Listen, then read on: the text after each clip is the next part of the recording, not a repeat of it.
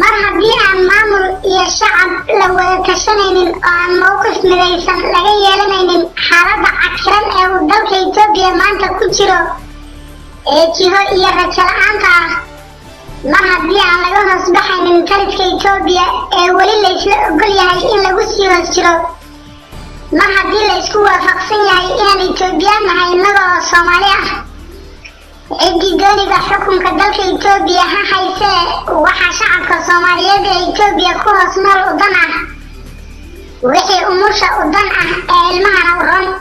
kaasoo ah in dalka Itoobiya lagu dhaqo nidaamka federalismka qowmiga ah iyo dastuurka dalka ee uu qodobka 39aad oo dhaxalka u yahay, isla markaana dastuurka xuquuq dhammaystiran iyo damaanad buuxda siinayo dhammaan shucuubaha Itoobiya ogol yahayna inay qowmiyad waliba ismaamul gaar u taagan noqoto oo hoostaga dowladda federaalka, diinteeda ku dhaqanto, dhaqankeeda huwanaato, horumariso oo ay ku faanto, luuqadeeda wax ku barato, iskuna maamusho. laakiin wixii ka baxsan nidaamka federalismka qowmiga ah iyo dastuurka dalka ma jirto wax dan ah oo Soomaali ugu jirta haba yaraatee. haddii ay dhacdo in nidaamka federalismka qowmiga ah iyo dastuurka dalka la bedelana, waxay Soomaalidu ku noqon nidaamkii gumaysiga ee Soomaali macawisley shalay uun lagu caayi jiray, wax xuquuq ahna aan ku lahayn Itoobiya ee aan xataa loo ogolayn inay askarta dalka ka mid noqdaan. awoodaha hadda ishardinaya ee dhiigga ku faraxashay dalka Itoobiya waa jamhadda mayalka iyo mowqifka adag ee Tigreega ee TPLF loo yaqaano iyo axmaarada xajirka fog ah, waxaana la isku haystaa nidaamka federalismka qowmiga ah iyo dastuurka dalka lagu dhaqo dalka. fikirkan waxaa aaminsan qowmiyadda Tigreega ee dagaalka lagu qaaday iyo badi qowmiyadda Oromada. fikirka labaad ee la isku haysto waa nidaamka ahadaawiga unitariga ama centralizedka ah ha lagu dhaqo dalka, waxaana fikirkan wata xamaarada xagjirka ah oo aabihii uu la wato, sababana in nidaamka federalismka qowmiga ah iyo dastuurka dalkaba laga takhaluso lana soo celiyo nidaamkii Menelik, Haile Selassie iyo Mengistu ee boqortooyooyinka iyo dhargigii, kuwaasoo ku dhisnaa gumaysi, cadaadis iyo caburin qowmiyadaha dalka ah, iyo sarraynta hal qowmiyad oo axmaaro ah inay ka sarrayso dhammaan qowmiyadaha kale ee dalka, islamarkaana aaminsan in iyaga uun Ilaahay dadka u soo diray oo ay dadka dunyada iyo dalkaba sida xoolihii iyagu iska leeyihiin.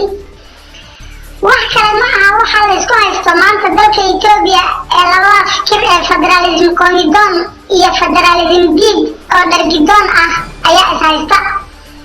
haddaan si kale u dhigno, waa qowmiyad waliba iyadu ha ismaamusho diin, dhaqan, luuqad, deegaan iyo hab dowlo intaba, hana ka tashato jiritaanka mustaqbalkeeda,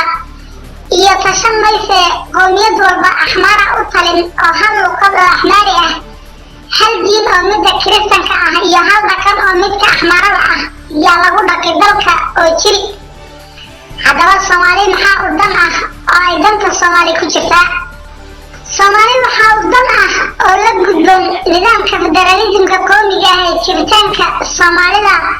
dadkeeda iyo deegaankeedaba ogol ee nidaamkii dhargiga ee ahadaawiga ah dani uguma jirto Soomaali haba yaraatee.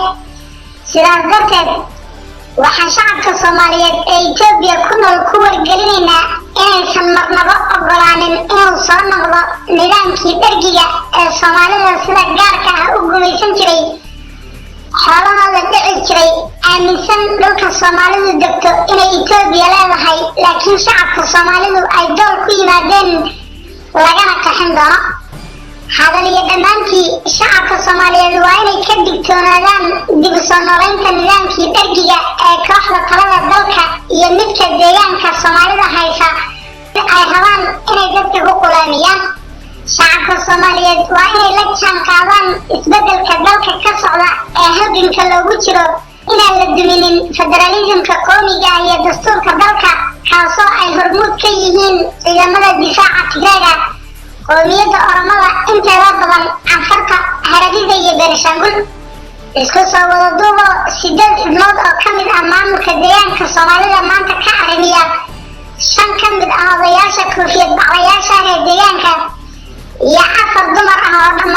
dambiilayaal ah una sacabadtumaya dib u soo noolaynta darbigii mooye